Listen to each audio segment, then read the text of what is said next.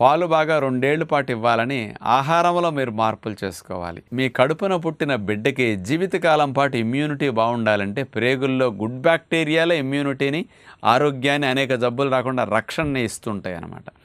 అలాంటి గుడ్ బ్యాక్టీరియాలు తల్లిపాల ద్వారా మొదటి సంవత్సరం 2 ఏళ్లు బాగా వెళితే ఆరోగ్యానికి ఇది తిరుగులేని రహస్యం.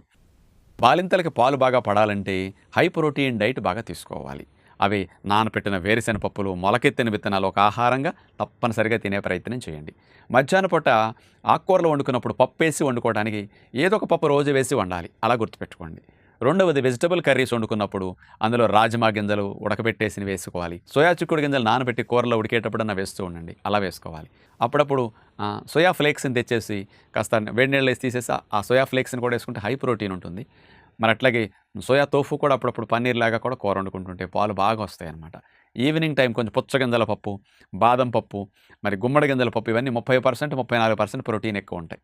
హెంప్ సీడ్స్ ఇట్లాంటివన్నీ కూడా నానపెట్టుకుని ప్రొద్దుని సాయంకాలం నానిన తర్వాత ఈ పప్పుల్ని తినేసి ఫ్రూట్స్ లాంటివి తింటే పాలు పుష్కలంగా వస్తాయి. మిల్లెట్స్ తినండి, తెల్లటి బియ్యం మానేసేసి.